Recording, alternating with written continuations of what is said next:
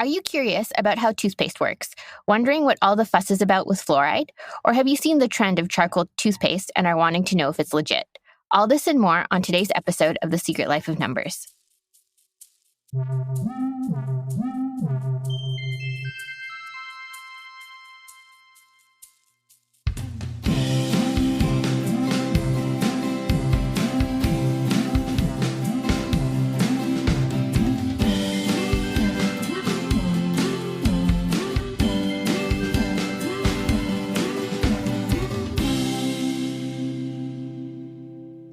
Welcome to the Secret Life of Numbers podcast, the podcast where we dissect everyday numbers and statistics to find the stories behind them.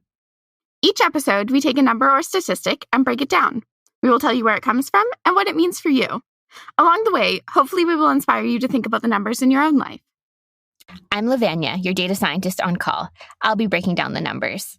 I'm Lindsay, your data translator, for when Levannia gets too technical on us. I'll be breaking down the rest. All right, let's jump in. So take it away, Lindsay. This is a really exciting episode because it's the second episode of our mini-series all about the numbers of oral hygiene and dentistry. In case you missed it, last week we talked about whether or not 4 out of 5 dentists really recommend Colgate, and we did a deep dive into different sampling methods and the bad science underlying that statistic. This episode, we wanted to branch out a little bit, so we're going to be talking all about toothbrushing and why the official recommendation is to brush your teeth for 2 minutes twice a day. Today's topic is a breath of fresh air and more solid science when compared to last week's episode. Levannia, do you brush your teeth every day? I do. I have an electric toothbrush that times it for me to give me the 2 minutes. I also am on the electric toothbrush train, and I gotta say, it takes like all of the work out of getting those perfect little circles when you're brushing. And my dentist, who is also my mom, is very happy to see the results.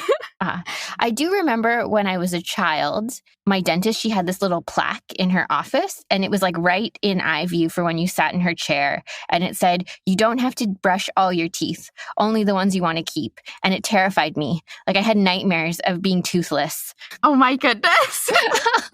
Scare tactics alive and well. So now I brush my teeth for 2 minutes twice a day.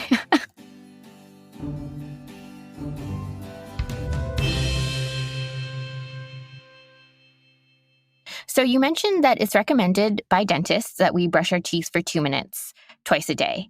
And so what I want to talk about is where that number comes from, and specifically the 2 minutes of toothbrushing. As you know, last week we talked about 4 out of 5 dentists recommending Colgate, and we talked about all the things that were potentially wrong with their study. Potentially. Well, I mean, maybe they didn't know what they were doing at the time. I think they knew exactly what they were doing, but that's neither here nor there. If listeners haven't heard that episode yet, I recommend you go listen to it and let us know what you think. One of the things that I was hoping to do with this episode is to really highlight the differences in the research that's available for this 2 minutes of brushing your teeth compared to the 4 out of 5 dentists recommending Colgate. I got to say, it's really refreshing to have a topic where when we look on PubMed or different databases to get peer-reviewed research, dozens of systematic reviews pop up. Oh, yes. Spoiler alert, it's good science. So you mentioned systematic reviews. Would you like to give us a definition of systematic reviews? Sure. So a systematic review is essentially a review of all of the evidence that's available or that's published in peer-reviewed journals. You know, it's quite a rigorous process because it's not just a review where you read things and then you're like, oh, I think it says all this. It's very, as the name implies, systematic. So like you have specific search criteria that you're using and you're systematically going through all of the databases that are relevant and pulling all of the articles that when you're screening the abstract are pertinent to your topic. And then you're also doing a real kind of deep dive into all of those articles. You're assessing like the risk of bias. You're assessing, you know, how did they do their study? Did they appropriately randomize? What are their methods? Did they have sufficient power to reach the conclusions that they did? And that is all synthesized together into a really nice review so that you don't necessarily have to go back and read all the randomized controlled trials, for example, on a topic. You can see the systematic review where they've accumulated everything for you. another part of it is there's often a meta-analysis of the data. So they'll actually pool the data from multiple studies and try to answer the question that they have with it. So it becomes really a strong piece of literature. Yes. Yeah, I guess in a way you could consider it like a summary of all the literature in the field or around that question that they're asking. They do a good job. There's a protocol that you have to follow for different systematic reviews. And I mean, you can't always trust things 100% all the time, but a systematic review is like the creme de la creme of, of literature. So I wanted to go through a systematic review that I found surrounding this topic from the International Journal of Dental Hygiene. So their focus question, because as you mentioned, systematic reviews need a specific question that they're answering, was, what is the efficacy of a brushing exercise when comparing pre- and post-brushing plaque scores in adult participants using single-headed manual toothbrushes with various bristle tuft configurations and different brushing durations? So we're really drilling down here. We're getting into what are the bristles on the toothbrush. Yes. And we're also trying to figure out what duration has to do with it. Before we continue, Lindsay, do you want to just give us a breakdown of what plaque is? Because you're the microbiologist. In case you missed our teaser episode, we talked a little bit about our backgrounds, and my undergrad is in microbiology. Mm-hmm. You're a microbe enthusiast. When Levannia gets really excited about numbers, it's the same for me, but with microorganisms. And there's this wonderful book that I found that's written by Brett Finley and Jessica Finley, which is a father-daughter duo. Brett Finley is a very well-known microbiologist at UBC. The book is called The Whole Body Microbiome: How to Harness Microbes Inside and Out for Lifelong Health. Each chapter is a different part of the body, and then it talks all about what we know about the microbiome in that part of the body. Mm-hmm. Kind of an official definition of plaque, which I pulled from the clevelandclinic.org, is that it's a sticky film of bacteria that constantly forms on your teeth. So that's a bit more in layman's terms. Essentially, there's lots of microorganisms in your mouth. And if you think about it, if you are a microbe, what a great place to live. There's constant food sources. Yes. It's really warm. It's moist. But essentially what happens is microorganisms form biofilms. And I love the description that Brett Finley and Jessica Finley use in their book to describe what a biofilm is. They use the analogy of a skyscraper. It's essentially like a skyscraper in a little city of microorganisms. The microbes all pile on each other. So they have this extracellular matrix of polysaccharides, which is just a fancy term for sugars. It's really a cozy place as a microorganism because being all together and having those sugars surrounding you protects you from different things that come along, right? So it might protect you from being washed away. Some contacts, like with microorganisms, biofilms protects them from antibiotics. Okay. So it's like a bacteria apartment. It's like a bacteria city. And one of the things that's cool is bacteria, well, microbes just in general, they're going to be mingling, right? So it's not like all of one type of microbe is sitting in one skyscraper and all of another type are in a different one. They're all interspersed and bustling around, and it's a pretty hopping place if you're a microbe. I feel like that would be a fun little movie, a little cartoon, microbes living in someone's mouth. You're never alone. You always have your microbes with you. So I guess if we go back to that focus question, what they're asking is, how does toothbrushing affect plaque formation? So how does toothbrushing and its duration and the type of bristles that you're using in your toothbrush affect this biofilm creation? We also mentioned in systematic reviews that they have eligibility criteria, or they're very strict about the studies that they allow into their analysis. So I thought, because we talked about sampling, we could just kind of talk about some of the restrictions that were on this systematic review. So the first one is that the studies that they were analyzing had to be randomized clinical trials or controlled clinical trials. So right away, they're not non-random. Well, I guess controlled clinical trials don't necessarily have to be randomized, but with the randomized controlled trials, we're hopefully having good randomization. Yes. And also throughout their process, they're assessing the study design and making sure that the sampling has been done correctly as well. Yeah, which is a really important point. So also in the systematic study, as we mentioned, they're also assessing the quality of the data. So in this case, they were looking at randomization, whether or not there were clearly defined inclusion criteria for recruitment into the studies. And then also if the examiner who's examining plaque formation, is there a blinding of the examiner? And also, is there a blinding of the participant? Which is very important.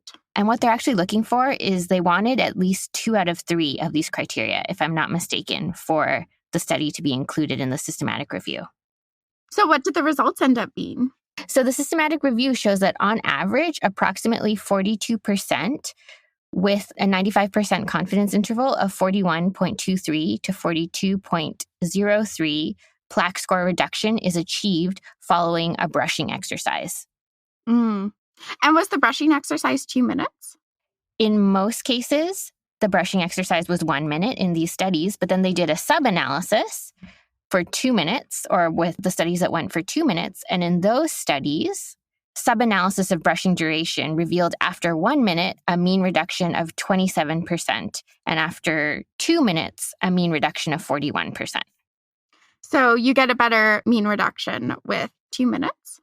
So I guess 2 minutes of brushing is kind of like 2 milligrams per centimeter squared of sunscreen being applied. Like, it's the ideal, but it depends on your technique of, maybe it takes you a little bit longer to brush if you're a bit slower at getting that good technique. And this is actually documented in some of the literature that ideal brushing times can sometimes be problematic to come to because they're confounded with the technique used by the individual to brush their teeth.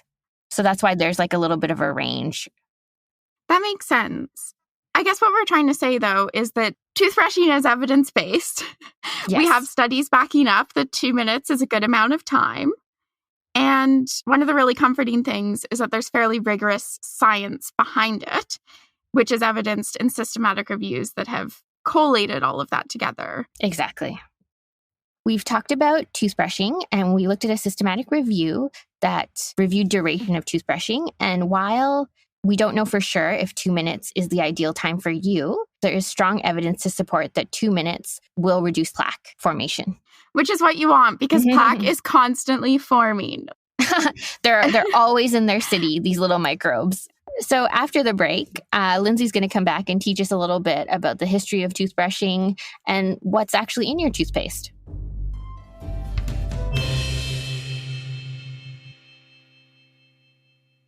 Welcome back, everyone. Before the break, we talked a little bit about the evidence supporting brushing your teeth for 2 minutes. And now we're going to talk a little bit about the history of toothbrushing and maybe why we need to go for 2 minutes. Like, does it have something to do with the ingredients in your toothpaste, Lindsay?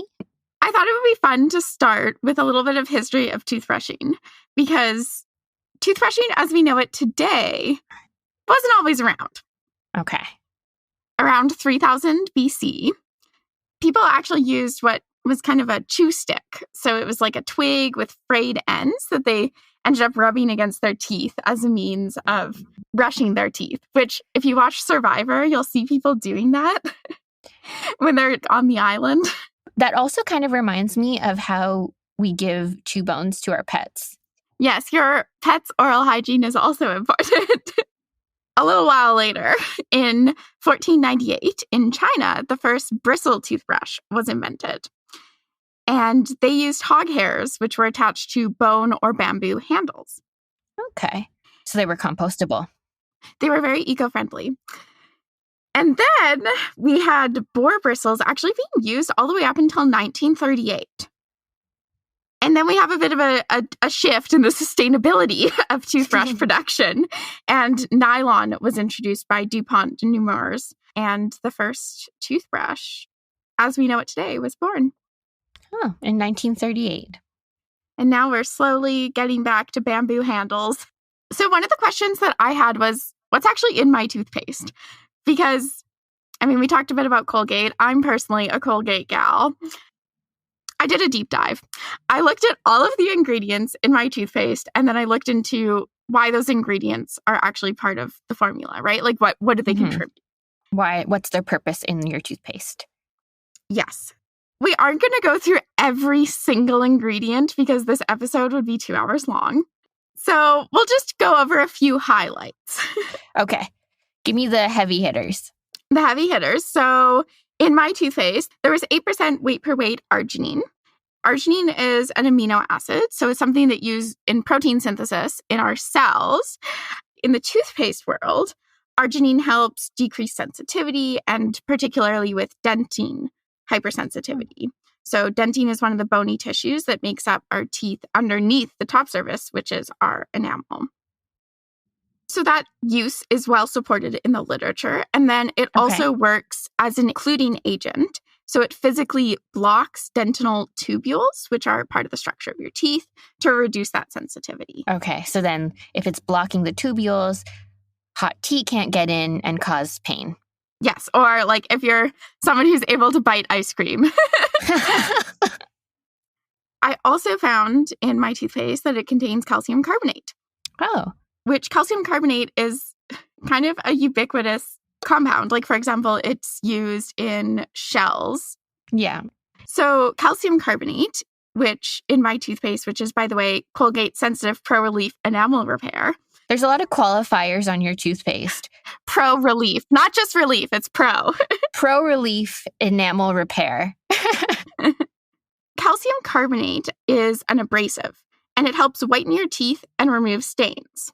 One of the things about abrasives is there's kind of a sweet spot for how big they are and how tough they are, because if they're too harsh, they can strip away the enamel on your teeth.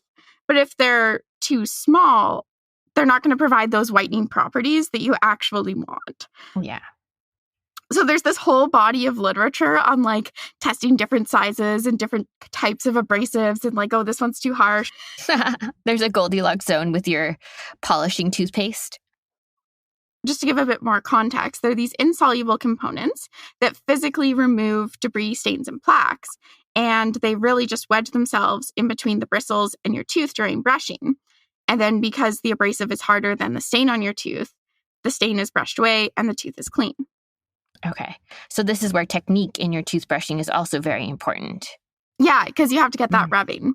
But as a fun fact, they've been used in toothpaste for over 2,000 years. Oh. Early abrasives included ground bones and shells, which, as we mentioned, shells, depending on the organism, of course, but for the most part, they're often made out of calcium carbonate. Okay. So we are true to the first toothpastes. Or at least your toothpaste is true to the first toothpastes. Yes. Arginine and calcium carbonate are two of the big they're listed as medicinal ingredients on toothpaste. And I saved the third and kind of heaviest hitting medicinal ingredient for last, which, do you want to guess what it is, Lev? I think it's fluoride.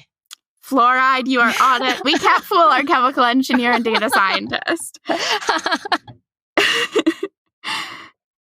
Let's talk about fluoride, because I feel like you hear a lot about fluoride. Yeah, there's a lot going on about fluoride, and I see a lot of toothpastes that now list themselves as fluoride-free or non-fluoride toothpastes. So I did a deep dive into fluoride because I wanted to know that the information that I was giving was backed by the most evidence possible. Yes. All of the systematic reviews. Exactly. And there's so many on fluoride. But let's start by saying, like, why even put fluoride in toothpaste? Fluoride is added because it helps prevent tooth decay. So since the 1960s, it's really been a mainstay in toothpaste. And it helps prevent tooth decay by preventing the development of caries, which is the dental term for cavities. And one of the ways that it works is it decreases demineralization of your teeth. And then it promotes remineralization, which helps protect that tooth enamel, which is, as I mentioned, the outer layer of our teeth, from acid and then other challenges that are presented. So there's also antimicrobial properties to fluoride. If you considered your enamel a wall against bacteria, it's protecting the wall, like it's fortifying it. Yes, it's protecting the wall.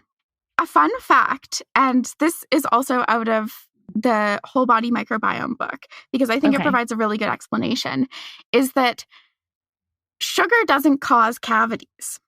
It's the bacteria that feeds on the sugar. Exactly. And the waste products, which are acidic, that help promote demineralization, that help those cavities form. Sugar creates the environment for the cavities to form. Sugar provides the fuel to the fire, but it's not the match that ignites it. I see. I found a lot of different systematic reviews about fluoride, and I wanted to learn more about fluoride in a context of toothpaste. But then I also wanted to know more about water fluoridation, because as some of you may know, fluoride is added to the water supply in many different countries around the world. Starting out with fluoride in toothpaste, the first systematic review that I looked at was asking about what concentrations of fluoride are best in toothpaste to prevent dental caries or dental cavities. Okay. And this systematic review was done in 2018 by Walsh et al. And published in the Cochrane Database of Systematic Reviews. This systematic review looked at randomized controlled trials that compared toothbrushing with and without fluoride at varying concentrations on the development of dental caries. And they had a criteria that a minimum of 1 year follow-up was required. Okay. So I guess their participants are both random and controlled, meaning that some are using fluoride and some are not, and they're following up after these people have been brushing with these toothpastes after a period of time. Yes. So a lot of studies were looking at fluoride versus no fluoride, but then part of it too was looking at a lower concentration of fluoride in the toothpaste versus a higher one. I see. Okay. So it just depends on the study, and that was accounted for in the analysis. And at the end, they included 96 randomized controlled trials, and there were thousands of participants when those trials were grouped together in a meta-analysis. I don't want to go into all of the details of every single conclusion that came out of the systematic review, but one of the things that they did is they stratified the studies by the age group that were looked at. So there were studies with young children, there were ones with children and adolescents, and then with adults. And the overall conclusion was that brushing your teeth with fluoride toothpaste significantly decreases caries or cavities relative to non-fluoride toothpaste. Okay, across all the age groups. Across all the age groups. And there were different concentrations for the age groups of like different parts per million of fluoride that had different results. But the general consensus was that, yes, brushing your teeth with fluoride helps prevent cavities. Okay. Was there like a concentration where it no longer stopped helping? Or was it just always like more fluoride, more protection? So one of the things with fluoride is, like many things in life, it's like some is good, more is not necessarily better. Okay. You don't actually want too much fluoride. And I think this might be partly why in the general public there can be some fear surrounding fluoride in toothpaste and in water supplies. And one of the main concerns, and this is especially for little kids, is dental fluorosis, which for the most part, if it is detectable, it's just kind of general aesthetic changes to the teeth. But at an extreme, there's like mottling of the teeth and really quite pronounced changes. Mottling? Like, is that darkening? Like dark spots? Yeah, like dark spots on the teeth. So for children, you do need to balance the necessity of fluoride for preventing cavities with the risk of fluorosis. But one of the things that's really important to know is that both the Canadian Dental Association and the Canadian Pediatric Society have released statements of position on using fluoride in infants and children. One of the most important things is the dose.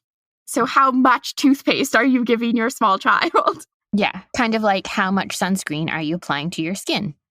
Exactly. And this is something where, in both of these statements, they said, consult with your dentist. Go see your dentist if you're concerned. Ask those questions. Get a demo maybe of how much toothpaste you should be putting on. Because it's not always exactly obvious. In commercials, they often do the whole spread across all of the bristles. No. You want a pea-sized amount. But again, consult your dentist for your own individual dental concerns. I'm not a dentist. Lev isn't a dentist. These are just what the statements of physicians say. This is from the Canadian Pediatric Society. They recommend using a pea-sized amount of fluoridated toothpaste for children, but make sure they don't swallow the excess toothpaste. And then one of the things that they also mention is that fluoride, it has topical effects, right? Like it doesn't penetrate your gums and really get in there. So if your children don't have any teeth that have erupted, you don't need to brush their teeth with fluoride. Lindsay, we've talked about fluoride in toothpaste, but you also mentioned that we also put it in water. So why is it there? One of the things that I found really interesting that I learned is that fluoride is naturally occurring in a lot of water supplies. Fluoride naturally occurs in the environment, and it comes from a variety of sources. So volcanic emissions, for example. Okay. Mineral dissolution. So all of those kind of processes of minerals moving throughout different forms in our environment. And then it can also be a byproduct of industrial production. There's some areas of the world where fluoride occurs at really high levels naturally in water, like in some places up to 5 parts per million. And then in those places, they're actually working on decreasing the fluoride in the water. Okay, because as we talked about, it's the dose that's important. Exactly. And those are the countries where we really have the documentation on dental fluorosis in young children, for example. But something that's really important to understand is that there are countries where fluoride doesn't naturally occur in water at such high concentrations. And so fluoride is added to water to help improve oral health by, like we mentioned, enamel replacement, and then also helping to reduce the bad bacteria in your mouth. Because it has antibacterial properties as well. Exactly.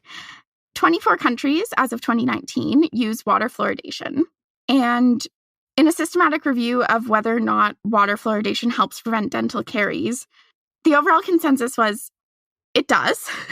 But a systematic review is only as good as the studies that it reviews. Exactly. Which is why they're so strict about what they include as well.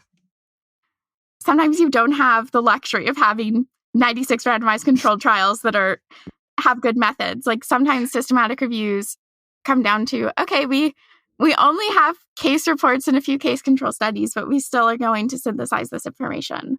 So that we can keep building. Exactly. It's an iterative process. But there was a systematic review, again, published in the Cochrane Database of Systematic Reviews, about water fluoridation to prevent dental caries or cavities. A lot of the studies, about 70% of the ones that they found and were included, were published before 1975. One of the problems, too, with different studies looking at water fluoridation is who's going to be your control group if the entire city is exposed to the fluoridated water. Their general conclusion was that despite the problems with a lot of the studies, water fluoridation does help reduce tooth decay in kids. But again, it comes down to dose.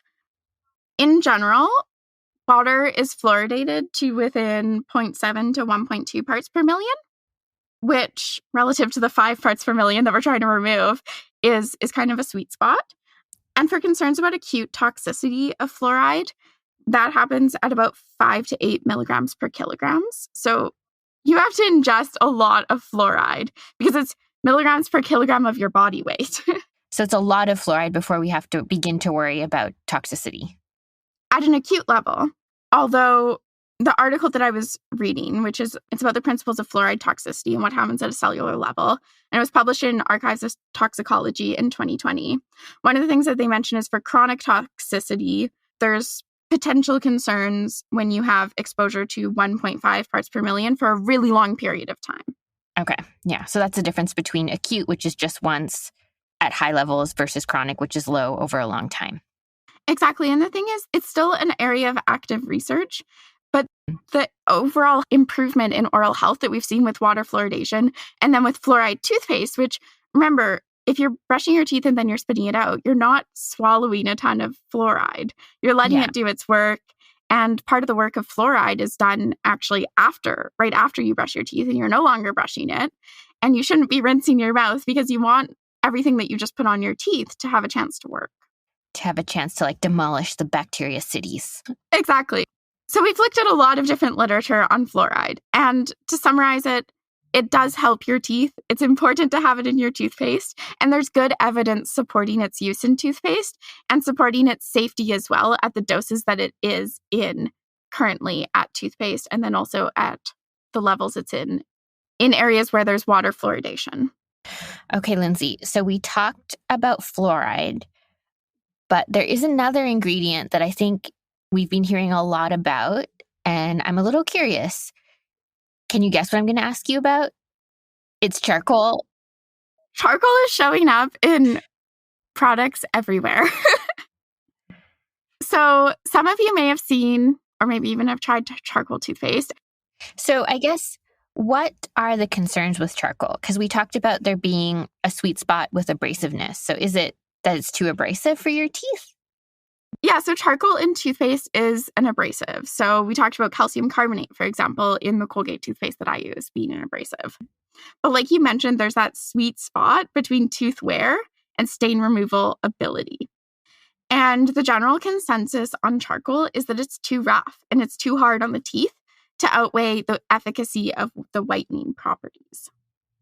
I guess what we're saying, or I guess what you found, is that while it can work as an abrasive, what's already in your toothpaste does a better job or is a bit more effective. Well, it's not necessarily more effective. Like, I think part of the bandwagon with charcoal toothpaste is the first few times you use it, your teeth might be noticeably whiter. It's possible that you might subjectively or objectively notice a difference because it's so abrasive that it'll get rid of the stain, but it'll also start breaking down that top layer of your tooth. So I looked at a review paper that was published in 2017 on charcoal toothpaste. They examined 118 different studies on the topic, and their consensus was that there wasn't enough data in clinical studies to provide any substantiation of the claims made by charcoal toothpaste. And there have been various dental organizations and then dentists as well that have come out with kind of a warning that, charcoal toothpaste is likely a fad and likely deleterious to your oral health. Okay, I see. We need more information before we can decide whether or not it works in our toothpaste. It works, but it's a question of, are we whitening our teeth at the expense of the health of our teeth? Ah, I see. Now that we've talked about studies that have been done about toothbrushing, and we've talked about the ingredients that are in your toothpaste, a brief history of toothbrushing, and also the ingredient du jour, which is charcoal in toothpaste, you might be wondering, what should I look for in a toothpaste? Yes. Lev and I live in Canada, so when it comes to choosing a toothpaste, we're following the recommendations of the Canadian Dental Association. Good choice. Canadian Dental Association, or CDA, has a CDA seal for products that have been validated by their independent review process and are supported by scientific evidence to independently validate those specific oral health claims that are being made by the product. So in order to get this seal on your product, companies have to send in studies supporting the oral benefits to be validated as evidence that supports those claims. So these materials are reviewed by independent experts to confirm or refute the claims that are being made by the company. And the CDA maintains a list of different products on their website that have their seal of approval, and it'll be linked in our show notes if you want to go check out the list and see if your toothpaste is on it, or if you're in the market for a new one, see what's out there. Yeah, see what the CDA recommends. So, Lindsay, do you know what time it is? I think I do. It's time for Science Seed. Each episode, we like to give our listeners something to think about, a science nugget to help you think more critically about the numbers and statistics you hear every day. And this episode, we've been talking a lot about systematic reviews and how they're used as evidence for claims. What we wanted to discuss in the Science Seed was really the different levels of evidence that you can have to support your claims. Today, we're talking about the evidence pyramid. This is essentially used to help you evaluate if, maybe you have two different studies, but they were done using different methods, and they maybe say opposing things. Which one is stronger? We could really do a whole episode on the different types of studies that are in the evidence pyramid, but we'll start with kind of a brief overview and definition, and then talk about why systematic reviews are at the very top.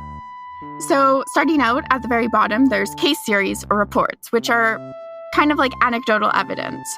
Like one patient, for example. Exactly, one patient, maybe a series of patients. So that's at the bottom. And then we level up to case control studies, which is a type of observational study. So it means that you're observing and you're not intervening necessarily.